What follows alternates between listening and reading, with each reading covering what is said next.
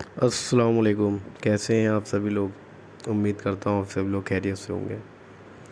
پچھلے آئی B T کے lectures میں ہم لوگ اسباب ستہ ضروریہ کے بارے میں پڑھ رہے تھے، اور جو اسباب ستہ ضروریہ ہوتے ہیں وہ 6 ہوتے ہیں: ہوا، معقولات و مشروبات، حرکت و سکون بدنی، حرکت و سکون نفسانی، نوم و یقظہ، احتواس و استغفار۔ تو پچھلے لیکچرز 4 آئی بی ٹی کے لیکچر ہو چکے ہیں، اور ان میں ہم لوگوں نے 4 اسباب ستہ ضروریہ پڑھ لیے تھے۔ ہوا کے بارے میں پڑھ لیا تھا، اس کے اجزاء کیا ہوتے ہیں، کیفیت کے اعتبار سے ہوا پڑھی تھی۔ معقولات، غذائیں پڑھی تھیں، غذائیں لطیف غذائیں، کثیف غذائیں، زید الکیموز، ردی الکیموز۔ اس کے بعد پانی کی قسمیں پڑھی، کون سا پانی سب سے بہتر ہوتا ہے، پانی کی قسمیں پڑھی، ٹھیک ہے۔ اس کے بعد حرکت و سکون بدنی پڑھی، اس کے بعد حرکت و سکون نفسانی۔ مطلب حرکت و سکون بدنی میں آتا ہے فزیکل ایکٹیویٹیز کون سی ہوتی ہیں، اینڈ نیورولوجیکل ایکٹیویٹیز، روح نفسانی کہاں سے کہاں انٹر کرتی ہے اور کہاں نکلتی ہے، ٹھیک ہے۔ تو آج ہم پڑھیں گے 5واں اسباب ستہ ضروریہ کا: نوم و یقظہ، نیند و بیداری۔ نیند کیا ہوتا ہے؟ نیند سکون سے قوی مشابہت رکھتی ہے۔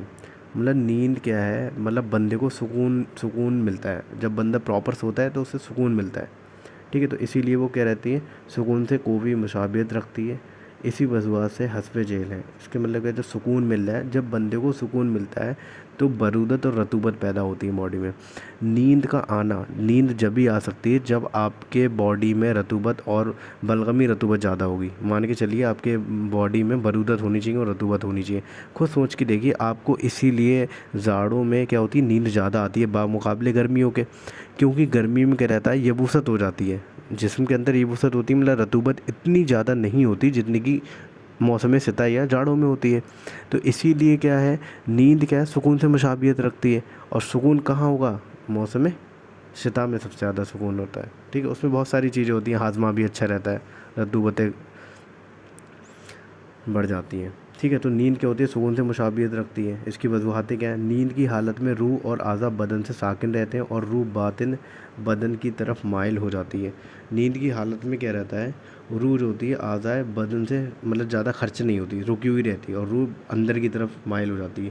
نیند کی حالت میں تحلیل کی کمی کی وجہ سے بدن میں رطوبات زیادہ بڑھ جاتے ہیں۔ نیند کی حالت میں کیا ہوتا ہے، تحلیل کچھ ہوتا نہیں ہے تو اس سے رطوبت بڑھ جاتی ہے۔ بیداری سے پیدا ہونے والی تکان نیند سے دور ہو جاتی ہے۔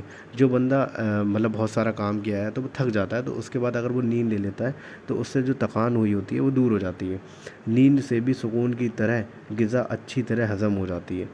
نیند سے بھی سکون کی طرح غذا اچھی طرح ہضم ہو جاتی ہے۔ نیند کی حالت میں کیا ہوتا ہے، سکون رہتا ہے، اور رطوبتیں بڑھی ہوئی رہتی ہیں۔ رطوبتیں کیا کرتی ہیں، ڈائجیشن میں ہیلپ کرتی ہیں، تو اس سے کیا ہوتی ہے، ہضم اچھی طرح رطوبت غذا جو ہوتی ہے ہضم ہو جاتی ہے۔ بدن کے مواد کا اخراج سکون کی طرح نیند کی حالت میں رک جاتا ہے۔ بدن سے جو مواد اخراج ہونا ہے، باہر نکلنا ہے، وہ نہیں ہو پاتا ہے سکون کی حالت میں، کیونکہ رطوبتیں جو ہوتی ہیں تحلیل نہیں ہوتی ہیں، اندر ہی ساکن رہتی ہیں۔ بیداری حرکت سے قوی مشابہت رکھتی ہے۔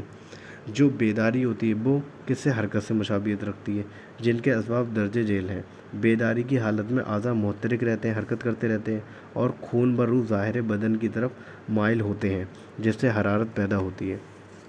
بیداری میں تحلیل زیادہ ہوتا ہے، جب حرکت بندہ کرے گا تو اس سے رطوبتیں کیا ہوتی ہیں، تحلیل ہوتی ہیں، جس سے کیا ہوتی ہے، باڈی کے اندر یبوست پیدا ہوتی ہے، رطوبتوں کی کمی ہوتی ہے، مطلب خشک پنا پیدا ہوتا ہے۔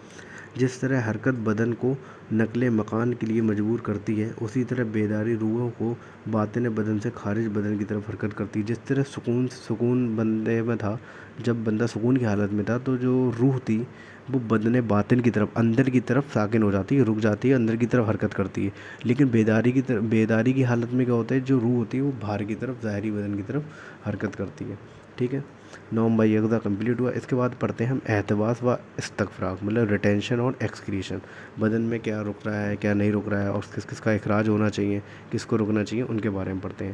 بدن میں مواد کے ٹھہرنے اور رکنے کو احتباس کہتے ہیں، جبکہ بدن سے مواد کا خارج ہونا استغفار کہلاتا ہے۔ احتباس و استغفار جب تک اعتدال پر رہتے ہیں صحت قائم رہتی ہے۔ مطلب خود ہی سوچیے، جو چیزیں بدن میں رکنا چاہیے تھی اگر وہ نارمل اماؤنٹ میں رکیں گی تو صحت پرووائڈ ہوگی، ظاہر سی بات ہے۔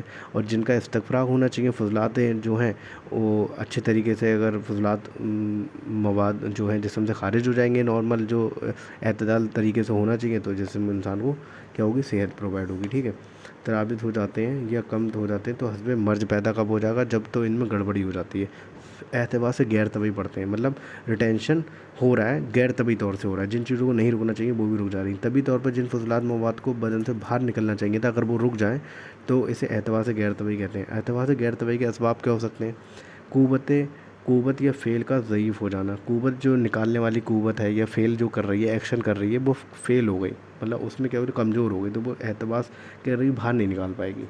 या तो कुव्वत माशिका का कवी होना। कुव्वत माशिका होती है कैप्चरिंग पावर, जो पकड़ने वाली पावर होती है, अगर वो कवी हो जाए तो पकड़े रहेगी फजलात को, तो वो बाहर नहीं निकलने देगी।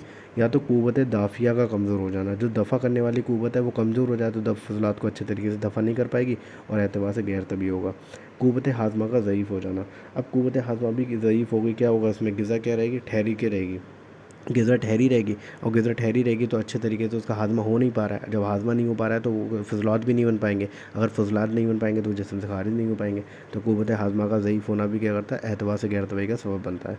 मज़ारी का तंग और बंद हो जाना, जो पैसेज है एक रास का बदन से मवाद का खारिज होने का जो रास्ता है, अगर वो तंग हो जाए, नैरो हो जाए, तो भी क्या होगा, जो फजलात होंगे अच्छे तरीके से खारिज नहीं हो पाएंगे और एतबार से गैर तबई का क्या बनेंगे, सबब बनेंगे। खारिज होने वाले मादों का गलीज़ और लैसदार हो जाना। अब क्या होता है, जो मादा खारिज होने वाला है, जो फजलात खारिज होने हैं, ठीक है, अब वो क्या हो जाए, उन गलीज़ हो जाए एकदम, मतलब सोच के चलिए गाढ़ा मटेरियल बन जाए।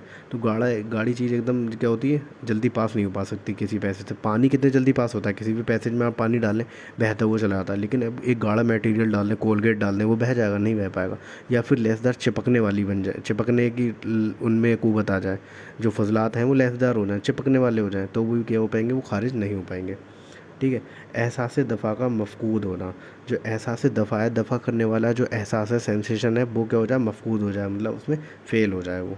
ठीक है, क़ुव्वत तवैया का किसी दूसरी तरफ मुतवज्जो हो जाना, जैसे कि बहरान की हालत में क्या रहता है, जब कोई भी डिज़ीज़ क्या होती है, जब अपने इंतहा हालत पे होती है, मतलब ख़त्म होने जा रही होती है, उसे कंडीशन को बहरान कहते हैं।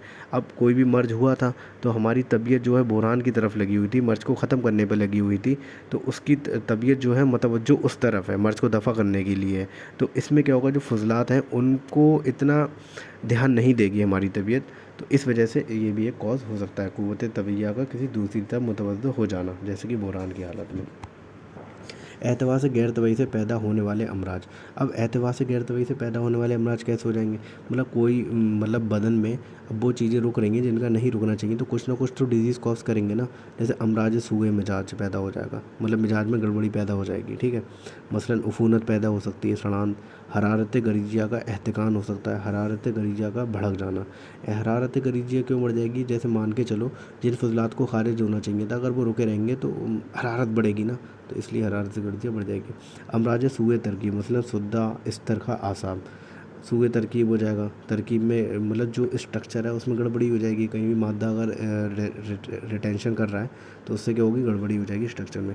अमराज तफर्रुक एतिसाल, डिसकॉन्टीन्यूटी हो जाएगी, जैसे मान के चलो दो ऑर्गन थे, दो ऑर्गन के बीच अगर एक कॉन्टीन्यूटी बनी हुई थी, उनके बीच में एक मादा इकट्ठा आ गया, मादा कोई तीसरा बंदा आ गया, तो उनके बीच की कॉन्टीन्यूटी क्या हो जाएगी, ख़राब हो जाएगी, तो अमराज तफर्रुक एतिसाल भी होता है। मसलन मजारी का फट जाना, जैसे कि फालिज में होता है। अमराज मरकबा, मसलन औराम या बसूर पैदा हो जाते हैं। इस्तगफराक गैर तबैया, इस्तगफराक गैर ज़रूरी। अब क्या होता है, जो इस्तगफराक गैर ज़रूरी क्या होता है, जिन मादों को रुकना चाहिए था वो रुक नहीं रहे हैं, उनका क्या हो रहा है, इस्तगफराक हो जा रहा है, मतलब एक्सक्रीशन हो जा रहा है। तभी तौर पर जिन मवाद को, रतूबात को बदन में ठहरना चाहिए था, वो अगर बदन से बाहर निकलने लगे तो इसे इस्तगफराक गैर तबी कहा जाता है।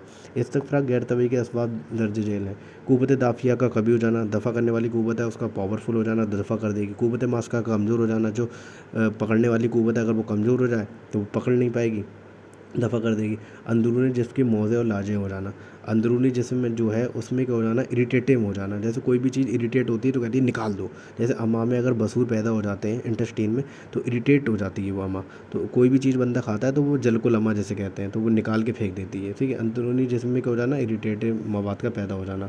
मादे का नहायत रकीक हो जाना, जैसे पानी है, पानी को कहीं भी छोड़ दो बह जाता है, तो इसी तरीके से मादा इतना रकीक हो गया है कि वो बह जाता है, मादे का नहायत रकीक होना। मजारी का कुशादा हो जाना, जैसे एतबार से गैर तबई में क्या था, रुक कब रही थी, जब मजारी तंग हो जा रही थी। अब इस्तगफराक गैर तबई में क्या होगा, मादा कुशादा हो गया, मजारी जो हो गया कुशादा हो गया, तो निकल जाएगा मामला। مجاری کا پھٹ جانا یا مجاری کا منہ کا کھل جانا، مجاری پھٹ جائے یا اس کا منہ کھل جائے۔ استفراغ غیر طبعی سے عموماً مزاج میں برودت پیدا ہوتی ہے۔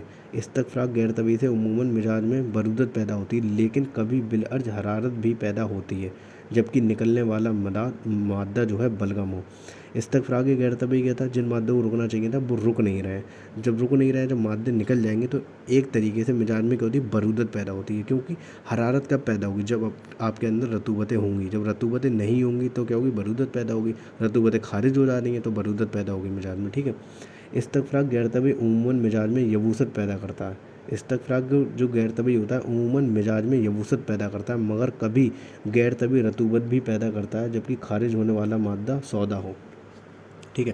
اگر خارج ہونے والا مادہ بلغم ہو تب کیا کرتا ہے، یہ مزاج میں برودت پیدا کرتا ہے۔ اگر خارج ہونے والا مادہ سودا ہو تو یبوست پیدا کرتا ہے، ٹھیک ہے۔ زیادہ استفراغ سے اعضاء میں برودت و یبوست لاحق ہو جاتی ہے، جس سے تسنج جیسے عوارضات لاحق ہو جاتے ہیں۔